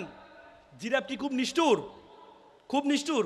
ভাই আলোটা দেন না ভাই, ওইদিকে আলোটা দেন একটু থাকুক। কি আপনাদের সমস্যা হচ্ছে আলোটা থাকলে? হ্যাঁ, আলোটা থাকলে সমস্যা হচ্ছে না। লাথিটা কেন মারে জানেন? জিরাফের মা জানে যে সন্তান, তার সন্তানের মাথায় শিং নেই, এ বনে তাকে বসবাস করতে হবে। সুতরাং এই বনে যদি তাকে বসবাস করতে হয় তাহলে তাকে সারভাইভ করতে হবে, আর সারভাইভ করার জন্য তাকে দৌড় জানতে হবে। এই জন্য তাকে লাথি মারে, দৌড়াও দৌড়াও দৌড়াও। আর এখন আমরা বর্তমানে সন্তানদেরকে লাথি মারলে, সন্তানদেরকে ধমক দিলে, একটু বকাঝকা করলে সন্তানরা মাইন্ড করে, এ মাটা কেন, এ বাবা কেন, আমার চাচি কত ভালো, আমার পাশের বাসার খালা কত ভালো, আমার মাটা কেমন কেমন বলি না? হ্যাঁ, বলে না? শিক্ষকের যাতনা সহে না তো বালক, জীবনের বাস্তবতা এই তো শিক্ষক, এই তো মা বাবা। একবার একটা ছেলে একটা বাবা গুড়ি উড়াচ্ছিল। ছেলে বাবাকে বলে, আচ্ছা বাবা গুড়িটা কিসের কারণে উঠছে? তো বাবা বললো সুতার কারণে। ছেলে বললো, বাবা আমি দেখছি সুতা গুড়িকে টানছে, আর তুমি বলো সুতার কারণে উঠছে। বাবা তারা শিকার জন্য সুতাটা ছিঁড়ে দিয়েছিল, একটু পরে গুড়িটা লাফঝাপ করে নিচে পড়ে যায়। বাবা বললো, দেখো তোমার কাছে অনেক সময় মনে হবে মা বাবার এই টানটা তোমার কাছে স্বাধীনতা খর্ব, কিন্তু এই টান যদি না থাকে তোমার গুড়িও উড়বে না, তোমার জীবনের গুড়িও কখনো উড়বে না। এই জন্য এই টান রাখতে হবে। অভিভাবকরা এখানে যারা আছেন, সন্তানদেরকে, একটা ছেলে ইঞ্জিনিয়ার হয়েছে, আমেরিকায় পড়াশোনা করে, তার বাবা মারা গিয়েছে। মা কল করলো যে বাবা তোমার বাবা মারা গিয়েছে, তোমাকে যেভাবে আসতে হবে, তোমার বাবার শেষ ইচ্ছা তুমি তোমার বাবাকে দাফন কাফন করবা। ছেলে একটু পরে মাকে কল করলো, মা বাবাকে বলো, খালাকে ফোন করলো, খালা মাকে বলো আমি টাকা পয়সা পাঠাচ্ছি, আমি আসতে পারবো না, আমার একটা প্রমোশন আটকে যাবে যদি আমি এখন বাড়িতে যাই। মা একটু পরে কল করলে বলছে, বাবা এই জন্য তোকে মানুষ করেছিলাম, তোর বাবার শেষ ইচ্ছা তুই আসবি না, তোর কাছে ক্যারিয়ার বড় হয়ে গেল। তখন ছেলে মাকে বললো, মা একটু আবেগী কম হও। আমি যখন ক্লাস 5-এ পড়ি তখন আমার দাদা মারা গিয়েছিল, আমি দাদার লাশের পাশে কান্না করছিলাম, তুমি আমাকে জোর করে নিয়ে স্কুলে দিয়ে আসছিলা, তুমি বলেছিলা যে মারা যাবে, কিন্তু পড়াশোনার সাথে কোনো কম্প্রোমাইজ করা যাবে না। সেদিন আমার মাথা গেঁথে আছে, পড়াশোনার সাথে কোনো কম্প্রোমাইজ করা যাবে না। তো সুতরাং আপনার সন্তান আপনার থেকে দেখে শিখবে। আপনার সন্তান যদি মনে করেন, আপনি যদি আপনার সন্তানকে দেখান যে আপনার স্ত্রী, আপনার সন্তান পরিবার, মা বাবা পরিবারের অংশ নয়, সন্তান যখন বড় হবে সন্তানও মনে করবে আমি আমার স্ত্রী, সন্তান, পরিবার, মা বাবা আমার পরিবারের অংশ নয়, মা বাবাকে বৃদ্ধাশ্রমে রেখে আসবে। এই জন্য 3 প্রজন্মকে একসাথে রাখার চেষ্টা করুন। দাদা বাবা সন্তান একসাথে থাকার চেষ্টা করুন, দেখবেন এটা ফুলের বাগানে পরিণত হবে পরিবার। একাকিত্ব পরিবার নয়। এজন্য আমাদের দেশে বৃদ্ধাশ্রম বেড়ে গিয়েছে। কিছুদিন আমি ঢাকা একটা বৃদ্ধাশ্রমে গিয়েছি, বৃদ্ধাশ্রমে গেটে বড় করে বৃদ্ধাশ্রমে দেয়ালে লেখা আছে, একটা মা লিখেছে, বাবা এবার ঈদে তোর বাড়িতে আমাকে একটু নিবি, বাবা এবার ঈদে তোর বাড়িতে আমাকে একটু নিবি। কত ভয়ঙ্কর বাক্য ব্যবহার করেছে। কত ভয়ঙ্কর বাক্য ব্যবহার করেছে, যে মা বাবা এত কষ্ট করেছে, সে মা বাবাকে আমরা বৃদ্ধাশ্রমে রেখে আসি। মেডিকেল সায়েন্স বলে একটা মা যখন সন্তান প্রসব করে, একটা মানুষ সর্বোচ্চ ব্যথা সহ্য করতে 45 ইউনিট, তার চেয়ে বেশি হলে সে হয়তো বেহোশ হয়ে যায়, না হলে মারা যায়। মা যখন সন্তান প্রসব করে তার ব্যথার ইউনিট 55, বলা হয় থেকে 30টা হাড় একসাথে ভাঙলে যেমন ব্যথা পায় তার চেয়ে বেশি ব্যথা পায় মা। সে মা বাবাকে আমরা বৃদ্ধাশ্রমে রেখে আসি। যে 2 বছর আমরা আমাদের মা বাবা মায়ের উপর নির্ভর থাকি, বলা হয় থেকে এই 2 বছর মা 6 মাস গড়ে 6 মাস ঘুমায় না, 24 ঘন্টা ঘুমায় না, 6 মাস, মানে যে পরিমাণ ঘুম নষ্ট হয় মায়ের। এই মাকে বড় হলে বৃদ্ধাশ্রমে রেখে আসি আমরা, এই মাকে বৃদ্ধাশ্রমে রেখে আসি। আমি একটা হাদিস পড়ছিলাম, খুব আমার চোখের পানি চলে আসছে। আল্লাহ রাসূল মিরাজে যখন আল্লাহ রাসূল জান্নাতে গিয়েছেন, তখন জান্নাতে দেখতে পাচ্ছেন একজন ব্যক্তি কোরআন পড়ছেন। আল্লাহ রাসূল জিবরাইল আলাইহিস সালামকে জিজ্ঞেস করলেন, কে এই ব্যক্তি যে কোরআন পড়ছে? তখন জিবরাইল আলাইহিস সালাম বলল, এটা হচ্ছে হারিসা ইবনে নোমান। হারিসা ইবনে নোমান আমার সাহাবী। এই হারিসা ইবনে নোমান তখন মৃত্যুবরণ করে নাই, কিন্তু জান্নাতে কি করছে? কোরআন পড়ছে। আল্লাহ রাসূল যখন যাওয়ার পরে আল্লাহ রাসূল হারিসা ইবনে নোমানকে ডাকলো, বলছে, তুমি কি ইবাদত করো? তোমাকে আমি দেখতে পেয়েছিলাম তুমি জান্নাতে, তুমি কোরআন পড়ছো, তুমি এমন কি ইবাদত করো? বলছে, হুজুর আমি তো এমন কোনো ইবাদত করি না, আমি শুধু আমার মা অসুস্থ, তাকে প্রতিদিন গোসল করাই, প্রতিদিন খাওয়াই দিই, প্রতিদিন আমি আমার মার সাথে আমি সময় কাটাই, এর চেয়ে বেশি ইবাদত তো আমি করি না। আল্লাহু আকবার। তার মানে বাবাকে বলো সূর্যের মতো। সূর্য যেমন না থাকলে সূর্য আমাদেরকে গরম দেয়, বাবাও আমাদেরকে গরম দেয়। সূর্য যেমন না থাকলে পৃথিবী অন্ধকার হয়ে যায়, বাবা যদি না থাকে তোমার জীবনও তেমনি অন্ধকার হয়ে যাবে। 7-8 মাস আগে আমি আমার বাবাকে হারিয়েছি। আমি বুঝি বাবা কি জিনিস। বাবা হচ্ছে একটা ছাদের মতো, নিজে গরম সহ্য করে পুরো পরিবারকে গরম থেকে রক্ষা করে। সে বাবা মাকে আমরা বৃদ্ধাশ্রমে রেখে আসি। মনে করেন family, FAMILY, family. F for father, A for and, M for mother, I for I, L for love, Y for you. Father and mother, I love you. It's called a family. আমার জীবনে সবচেয়ে বেশি দাগ কেটেছে। আমি জীবনে এটা না বলে পারি না, আমার জীবনকে পরিবর্তন করার জন্য এটি সবচেয়ে বেশি দাগ কেটেছে। আমি সব জায়গায় বলার চেষ্টা করি। তখন আমি ঢাকা বিশ্ববিদ্যালয়ের ছাত্র ছিলাম। সূর্যসেন হলে থাকতাম। আমাদের তো নাইট গার্ড ছিলেন, উনি সারা রাত ধরে নাইট ডিউটি দিতেন। সকালে একদিন দেখলাম পিঠা বিক্রি করছেন। তো আমি বললাম, মামা আপনি সারা রাত ধরে নাইট ডিউটি দেন, সকালে পিঠা বিক্রি করেন, আপনি ঘুমানটা কখন? বলছে, মামা আমার জন্য দোয়া করবে, আমার ছেলেটা এসএসসিতে প্লাস পেয়েছে, আমার ছেলেকে আমি ঢাকা মেডিকেলে ভর্তি করাবো। মামা এখান থেকে ঢাকা মেডিকেল দেখা যায়, আমার খুব স্বপ্ন আমার ছেলেটা ডাক্তার হবে, আমি রাতে ঘুমাইতে পারি, এর চাকরি আমি করবো না মামা। তা আমি বললাম, মামা ছেলেকে ধর্মকর্ম শিখান্ত। বলছে, না সময় পাই না, আমার ছেলে অনেক ভালো ছেলে। কিছুদিন দেওয়ার পর দেখি দুপুরে ফল বিক্রি করছে। তা আমি বললাম, মামা সারা ধরে নাইট ডিউটি দেন, সকালে পিঠা বিক্রি করেন, দুপুরে ফল বিক্রি করেন, আপনি ঘুমানটা কখন? বলে যে, মামা আমার জন্য দোয়া করবো, আমার ছেলেটা এসএসসিতে প্লাস পেয়েছে, মেডিকেলে ভর্তি করে 30-35 হাজার টাকা লাগবে, এই জন্য আমি একটু কষ্ট করছি।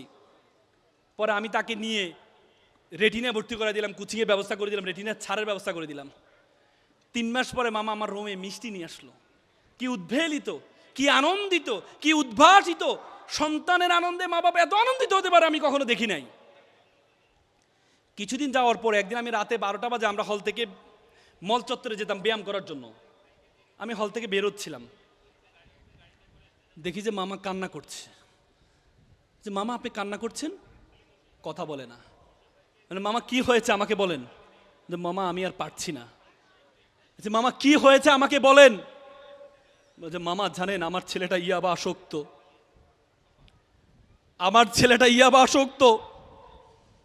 বিশ্বাস করেন মামার গতকাল বাসায় এসেছে, শোকেজের গ্লাস ভেঙেছে, আলমিরার গ্লাস ভেঙেছে টাকার জন্য। বিশ্বাস করেন মামা, আমি মনে করেছিলাম আমি যখন অসুস্থ হব, আমার ওয়াইফ যখন অসুস্থ হবে আমাকে সুস্থ করবে। আজকে আমি সুস্থ মানুষকে আমার ছেলে অসুস্থ বানিয়ে দিচ্ছে। এমন বর্বর ছেলে আমি চাইনি, এমন অসভ্য ছেলে আমি চাইনি। আমার ভাইয়ের ছেলে দিনমজুর, সারাদিন রিক্সা চালিয়ে মামার সাথে একসাথে খাওয়া দাওয়া করে। বিশ্বাস করে আজকে 3 মাস আমি আমার সন্তানকে দেখি নাই মামা, আমি আমার সন্তানকে দেখি নাই। With due respect to our guardians, with due respect to our guardians, আপনি আপনার ছেলেকে ডাক্তার বানান, ইঞ্জিনিয়ার বানান, কোনো কাজে আসবে না। এই ছেলের মধ্যে যদি ধর্মীয় জ্ঞান না থাকে, এই ছেলে ভয়ঙ্কর আকার ধারণ করবে, ভয়ঙ্কর আকার ধারণ করবে। ইংল্যান্ডের শিক্ষা কমিশনের চেয়ারম্যান ছিল স্টিমলি হিল। ইংল্যান্ডে 40 বছর কোনো ধর্ম ছিল না। মধ্যযুগে স্টিমলি হিল একদিন চিৎকার করে বলছিলেন, if you teach your children 3 years, তুমি যদি তোমার সন্তানকে 3টা শিক্ষা দাও, রিডিং, রাইটিং, অ্যারিথমেটিক, তুমি যদি তোমার সন্তানকে 4র্থ আটটি শিক্ষা দিতে ভুলে যাও, দ্যাট ইজ আ রিলিজিয়ন, তাহলে তুমি তোমার সন্তান থেকে 5ম আটটি পাবা রেসকিলিটি, বর্বরতা, বর্বরতা, বর্বরতা। ধর্ম আপনাকে শিক্ষা দেয় ওয়াকফিদ লাহুমা জানাউ যুলমিনার রহমা ওয়াকুল রব্বির হামহুমা কমা রব্বায়ানি সগীরা। হে আল্লাহ, আমার মা বাবা আমাকে যেভাবে লালন পালন করেছে, তুমি আমার মা বাবাকে সেভাবে লালন পালন করো। ধর্ম আপনাকে শিক্ষা দেয় ওয়ালা তাকুল্লাহুমা উফি ওয়ালা তানহারহুমা ওয়াকুল্লাহুমা কাউলান কারীমা, মা বাবার সাথে উফ শব্দই পর্যন্ত ব্যবহার করো না। আল্লাহ রাসূল বলেছে মাল্লাইসা মাল্লাম ইয়ারহামা সাগীরানা ওয়া লাম ইয়াকুরু কাবীরানা, তুমি আমার উম্মত নয় যদি বড়দেরকে শ্রদ্ধা না করো, ছোটদেরকে স্তব না করো। Each and every religion respect parents, অত সৈন্য হকল কাম্ব্রু রোহিত কপদগিনী নির্বিষ্টাহ দলগ বিবিঙ্গ কদলী কুঞ্জ প্রমদ বানরা পহিতন প্রকৃতি বিলক্ষণ কন্যা। প্রত্যেকটি ধর্ম পিতামাতার প্রতি শ্রদ্ধার কথা বলেছেন, পিতামাতার সম্মানের কথা বলেছেন। সুতরাং আপনি আপনার সন্তানকে যা কিছু শিখাবেন, ধর্ম শিক্ষা দিতে ভুলে যাবেন না। মানে যে মন্দিরে যায় না তার চেয়ে ভালো মানুষ, যে মসজিদে যায় না তার চেয়ে ভালো মানুষ, যে গির্জায় যায় না তার চেয়ে ভালো মানুষ। সুতরাং আপনি আপনার সন্তানকে, আপনি যে ধর্মের বিশ্বাসী হন, আপনি আপনার সন্তানকে ধর্ম শিক্ষা দিতে কখনো ভুলে পড়বেন না। পারা যাবে ইনশাল্লাহ। আর আমি সর্বশেষ, এত সুন্দর একটি দেশ, পৃথিবীতে এত সুন্দর দেশ তুমি কোথাও পাবা না। একবার একটা অঞ্চলে দাবানল হচ্ছিল, আমি কিরগিজস্তান দেখেছিলাম দাবানল কিভাবে আগুন জ্বালিয়ে দেয়। দাবানল হচ্ছিল, তখন হাতির নেতৃত্বে সকল প্রাণীগুলো চলে যাচ্ছে। হাতি দেখতে পেলো তার মাথার দিয়ে ছোট্ট একটা পাখি, হামিং বার্ড, পৃথিবীর সবচেয়ে ছোট পাখি, আমাদের চোখের সমান, একবার এদিকে যায় একবার এদিকে যায়। হাতি তারা ধরলো, এই বেটা কোথায় যাস? বলতো ওস্তাদ ক্ষমা করবেন, আমি দূরে নদীতে যাচ্ছি, একটু পানি নিয়ে এই আগ্নেয়গিরির দাবানল উপর নিক্ষেপ করছি। বলে তোর এই পানি দিয়ে কি হবে? বলে ওস্তাদ আমি জানি কিচ্ছু হবে না, কিন্তু আমি যে জন্মভূমিতে জন্মগ্রহণ করেছি, যে জন্মভূমিতে আমার মা বাবা জন্মগ্রহণ করেছে, এই জন্মভূমি জ্বলে যাচ্ছে, আমি কি সহ্য করতে পারি? আমি আমার যতটুকু সামর্থ্য ততটুকু চেষ্টা করছি আমার দেশকে রক্ষা করার জন্য। তখন হাতির খুব ইগুতে লাগলো, কথা তো সত্য, প্রত্যেকে মিলে যদি আমরা পানি নিক্ষেপ করি, এই দাবানল তো থাকার কথা না। তখন প্রত্যেকে মিলে পানি নিক্ষেপ করে দাবানল নিভিয়ে ফেললো। জন এফ কেনেডি বলেছে, you don't ask what country can do for you, you can ask you can do for your country. তুমি জিজ্ঞেস করো তোমার দেশ তোমাকে কি দিয়েছে, বরং তুমি জিজ্ঞেস করো তুমি তোমার দেশের জন্য কি করছো। আমাদের 2000 ছাত্র জনতা জীবন দিয়েছে, যে ছাত্র জনতাদেরকে আমরা বলতাম এরা হচ্ছে ফার্মের মুরগি, এরা পাবজি নিয়ে থাকে, পাবজি গেম নিয়ে থাকে, গেমে শুধু ক্লিক করে শত্রু মারে। কিন্তু এরা যে নিজের বুককে সামনে দিয়ে এভাবে দেশীয় শত্রুদেরকে এভাবে আক্রমণ করবে, আমরা কখনো চিন্তা করতে পারি নাই। যে ছেলেরা স্লোগান দিয়েছে বুকের মধ্যে অনেক ঝড়, বুক পেতেছি গুলি কর, সেই সন্তানদের বিনিময়ে এত সুন্দর দেশ আমরা পেয়েছি, সেই সন্তানদের বিনিময়ে সুন্দর দেশ পেয়েছি। আজকে এখানে রাজনীতিবিদরা আছেন, আজকে এখানে এমপি প্রার্থী, এলাকার এমপি প্রার্থী আছেন, আপনাদের উপর অনেক দায়িত্ব আছে দেশকে তৈরি করার। সুতরাং সেই দায়িত্ব আপনাদের হাতে নিতে হবে। এই প্রত্যেকটা ছাত্র জনতার দায়িত্ব আপনাদেরকে হাতে নিতে হবে। আমিত্ব শুধু নিজের জন্য করবেন না, জাতির জন্য, দেশের জন্য করার জন্য আপনাদেরকে উদ্বুদ্ধ হইতে হবে। যদি আপনারা না হন তাহলে এ ছাত্র জনতা আপনাদেরকে একদিনও ক্ষমতা রাখতে দিবে না। পৃথিবীতে এত সুন্দর দেশ আপনি কোথাও পাবেন না। I have visited 26 states all over the world. আমি পৃথিবীর 26টা দেশে গিয়েছি। একদিন দেখেছি, 2 দিন দেখেছি আমার দেশের জন্য অন্যরকম ভালোবাসা তৈরি হয়েছে। কিছুদিন আগে আমি রাশিয়া গিয়েছিলাম, নামাজ পড়ার জন্য অজু করব, -25 ঠান্ডা, আমার আঙ্গুল ফেটে রক্ত বের হয়েছে। পৃথিবীতে অনেক দিন, নরওয়ে 3 মাস 4 মাস দিন হয় না, 3 মাস 4 মাস রাত হয় না। মালয়েশিয়া একটা আছে গ্যান্টিং হাইল্যান্ড, সেখানে 12 মাস 24 ঘন্টা বৃষ্টি পড়ে। পৃথিবী এত সুন্দর, কখনো বৃষ্টি, কখনো ঠান্ডা, কখনো গরম, এত সুন্দর দেশ আপনি কোথাও পাবেন না। সুতরাং এই দেশের প্রতি মমত্ববোধ, এই দেশের প্রতি ভালোবাসা, এই দেশকে তৈরি করার জন্য প্রত্যেকের জায়গা থেকে তৈরি হতে পারবেন তো ইনশাল্লাহ? পারবেন তো?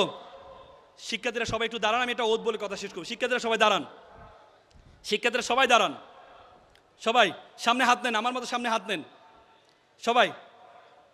অভিভাবকরা দাঁড়ান, দরকার নেই, শিক্ষার্থীরা দাঁড়ান। আমার সাথে লাউডলি বলতে হবে, দিনাজপুরের ছেলে মেয়েরা লাউডলি যত শক্তি আছে বলতে পারবা তো ইনশাল্লাহ? হ্যাঁ, তোমরা দেখিয়ে দাও এই মাইক কোনো ব্যাপার না, মাইকের চেয়ে আমরা অনেক বেশি শক্তিশালী, কি বলো?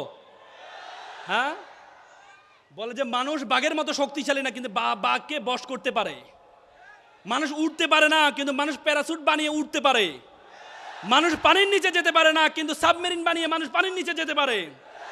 তো সুতরাং আশরাফুল মাখলুকাত হিসেবে আমাদেরকে সৃষ্টি করেছেন, এই মাইকের চেয়ে বড় সাউন্ড আমাদের গলায় আল্লাহ দিয়েছেন। পারবা তো ইনশাল্লাহ? সামনে হাত বলো, আমি ওয়াদা করছি। লাউডলি বলো, আমি ওয়াদা করছি খারাপ কিছু দেখবো না, খারাপ কিছু শুনবো না, খারাপ কিছু বলবো না। যে মুখে ডাকি মা, সে মুখে মাদক না।